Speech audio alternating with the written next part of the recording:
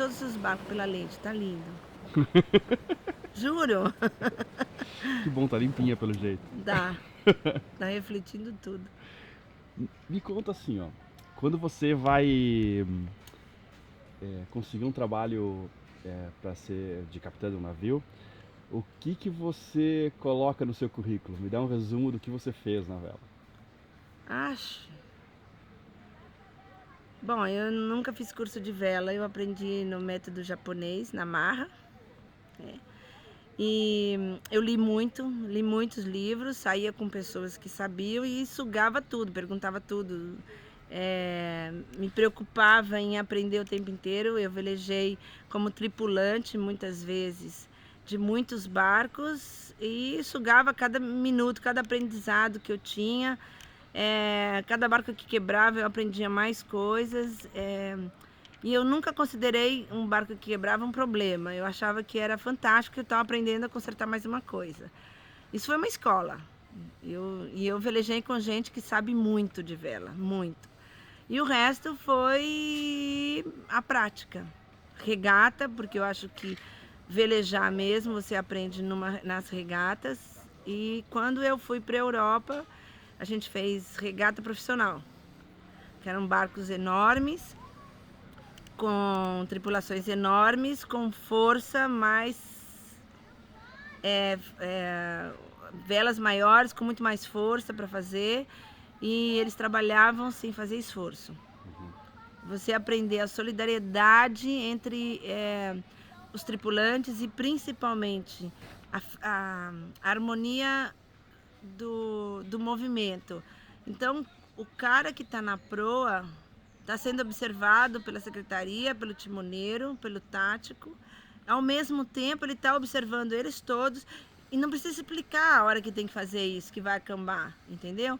Um faz sinal para o outro, já sabe a sequência. Então, eu sei que na hora que ele começar a preparar o pau de espia, o cara da secretaria já sabe que ele tem que subir, o que ele tem que fazer, sem precisar pedir, sem explicar. E aí isso, você só consegue essa harmonia de uma forma observando o trabalho do outro. Então, todos os trabalhos no barco são iguais, porque se aquela porcaria afundar, afunda com todo mundo.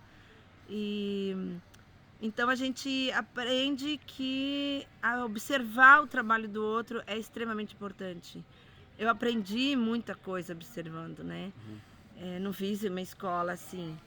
Eu acho que isso falta muito no Brasil inteiro, no interior do Brasil, porque o Brasil é um país que fica de costa para o mar.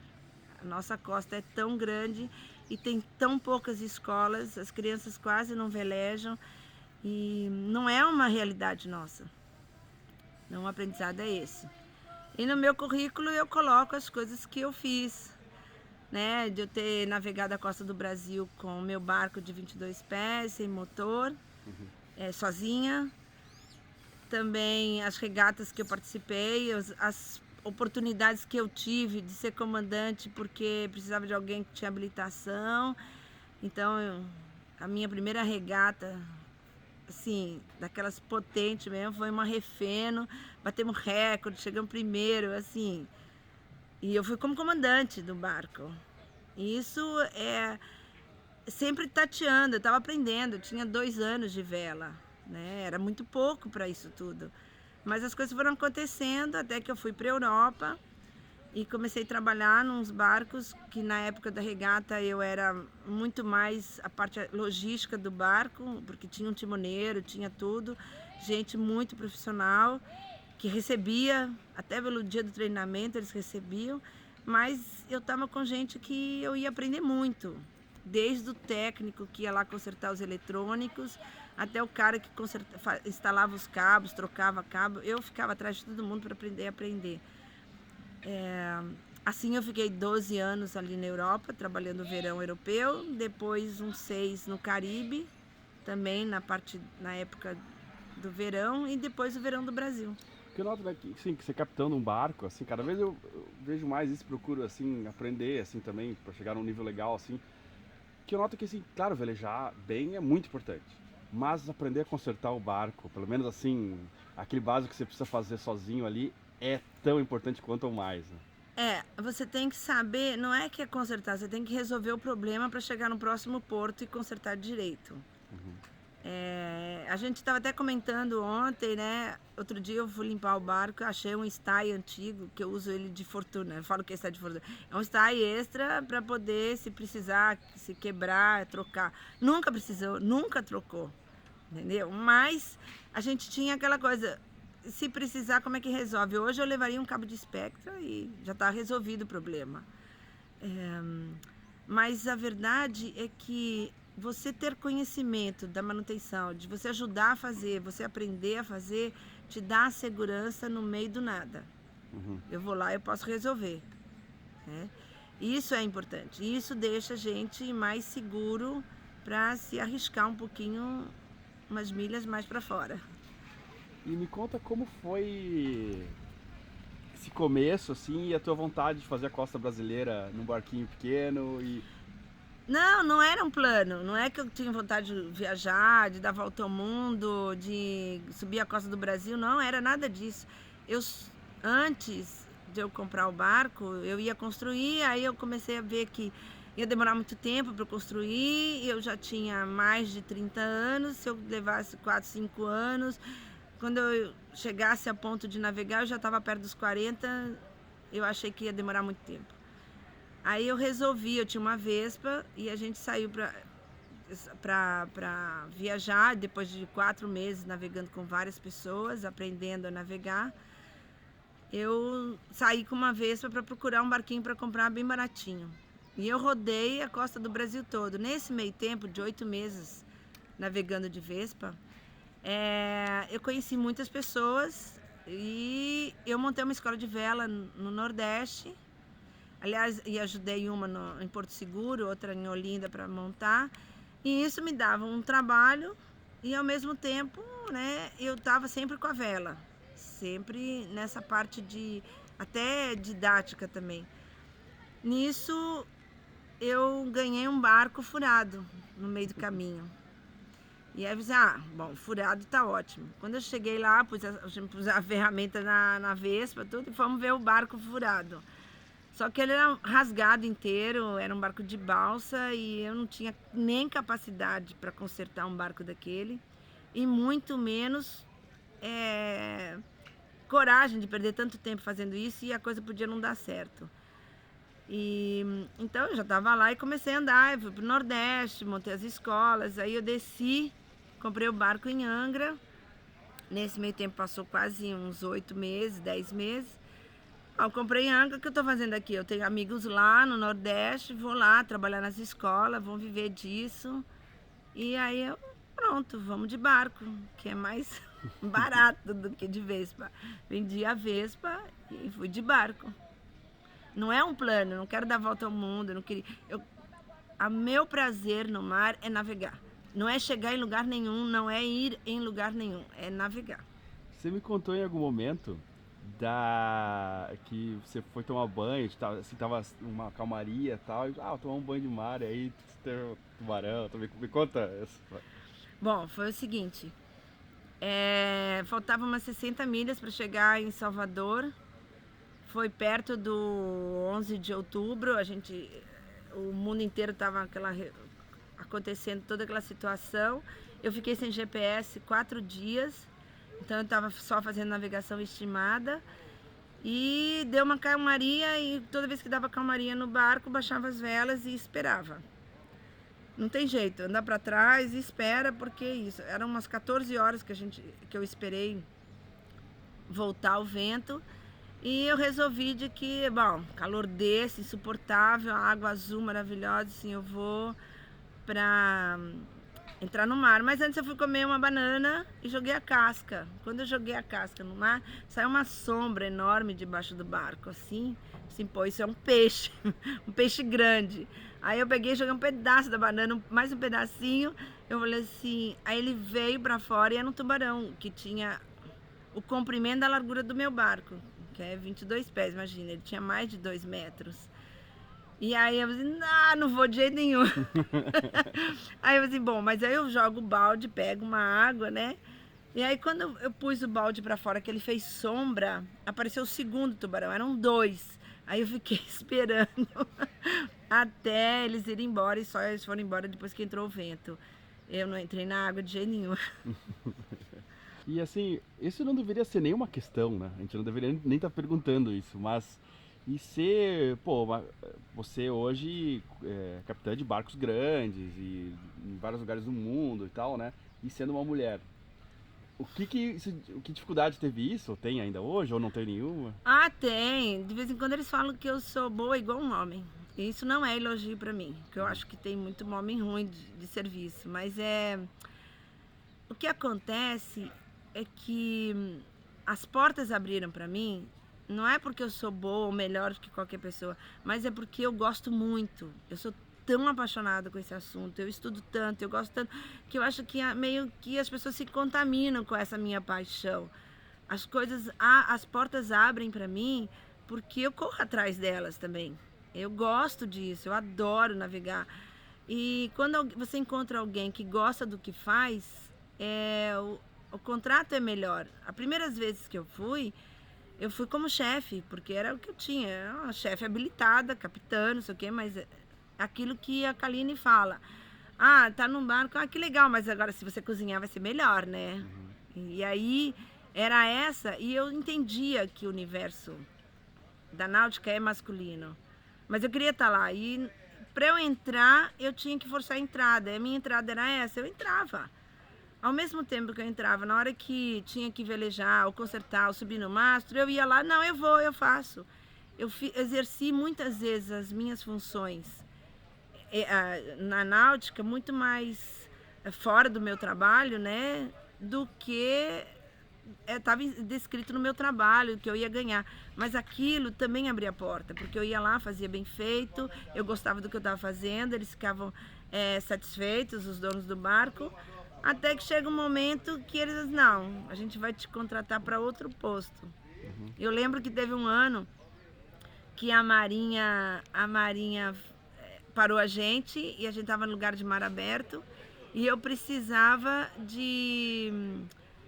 eles precisavam de habilitação e a gente estava em mar aberto e eles pediram um capitão e ninguém tinha, nem o dono do barco e tal. Aí eu falei assim, não, mas eu tenho, peraí. Fui lá e pus, e a partir daquele momento eu fui registrado como capitã, mas eu não ganhava como capitã. Aí eu falei assim, olha, se eu vou exercer 2 funções, eu quero 2 salários. E foi assim, você tem que forçar a sua entrada, não é mais fácil. Não é porque você é mulher, alguém vai carregar sua sacola. E ao mesmo tempo, não é porque eu não sou competente ou que eu entendo isso. A gentileza é importante entre as pessoas, independente do gênero, mas não pode achar que só porque é mulher não tem competência para fazer. Muitas vezes você tem que forçar um pouquinho para mostrar que você também pode fazer, você é competente, até que as pessoas acostumam com a sua existência no meio. Eu sempre fui tratada como um dos caras, entendeu? Eu ouvi os absurdos e tudo, e daquelas conversas masculinas, não, mas eu era um dos caras. Era o jeito que eu tinha para entrar, era o jeito que eu tinha para entrar, né? Então, assim, também não queria arrombar uma porta, não queria forçar a minha existência ali. Eu tava satisfeita de estar no mar, de estar navegando. Eu tinha parcerias boas nesse aspecto. Então, eu tenho uma postura que eu sou meio Caxias para ir. Tudo que eu faço com uma intensidade absurda. Eu gosto de uma coisa, eu estudo, estudo, estudo. E eu tenho um comportamento que é profissional. Em todas as áreas que eu já trabalhei na vida foi assim. É uma característica, eu faço assim.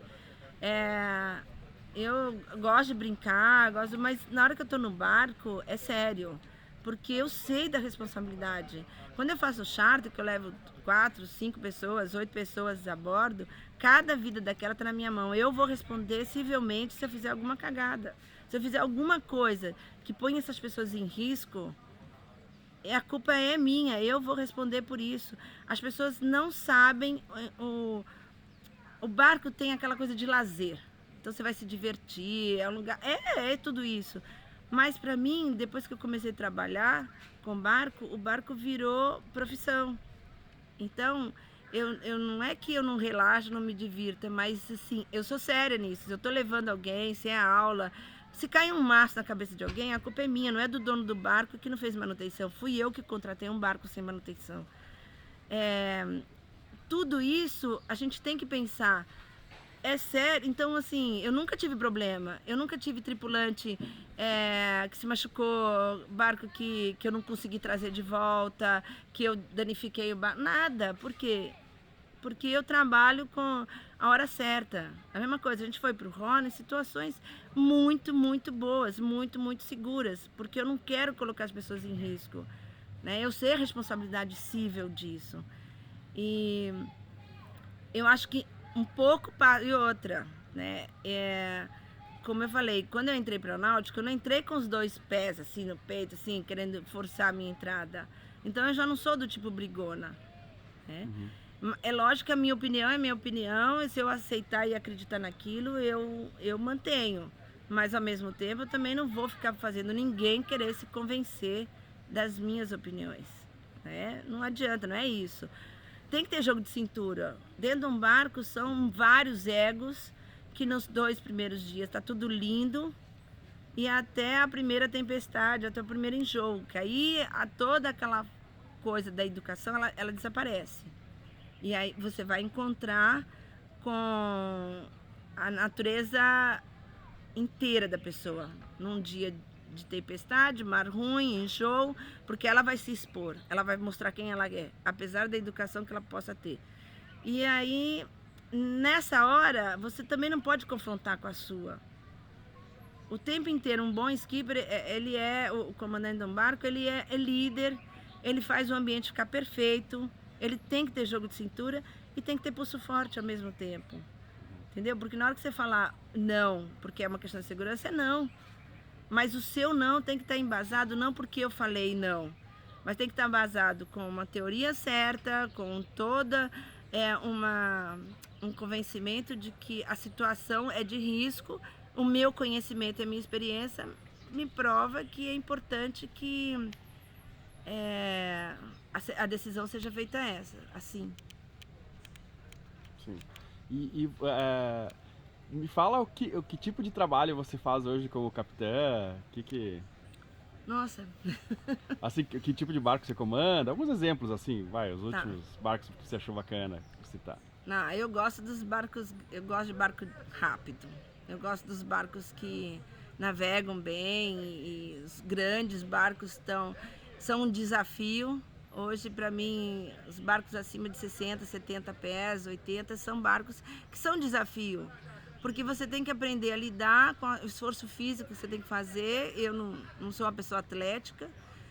E fazer toda essa parte física trabalhar para você. Né? É isso que é legal. É um desafio. Manobras também, com os barcos grandes é diferente, você tem que ficar estudando um monte de coisa, você não faz muito no automático. Eu gosto da vela porque ela me tira da zona de conforto. Né? E para mim, vida só existe depois da zona de conforto. E os barcos, de um modo geral, que eu trabalho, são vários tamanhos. Antes eu até achava assim, pô, eu vou pegar um barco de 45, 50 pés. Hoje eu acho fácil, porque eu sei fazer ele trabalhar por mim também, né? Eu gosto de qualquer barco, eu gosto de qualquer tamanho. Eu acho que os barcos pequenos a gente veleja mais do que os grandes. Né? A gente sai mais, é mais divertido. As pessoas que têm barco pequeno, você vê que elas saem mais. E os barcos grandes, elas exigem uma logística maior. E para mim também é fácil trabalhar com essa logística, eu gosto disso, né? Mas hoje em dia, um barco que está bem preparado, no sentido assim, uma boa manutenção, para mim já está bom. Não precisa o tamanho, ele tem que estar impecável na manutenção. Pode ser qualquer tamanho.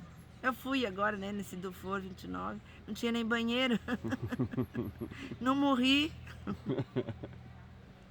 Banheiro do lado de fora, viu? Naquele frio, nossa, 5 graus.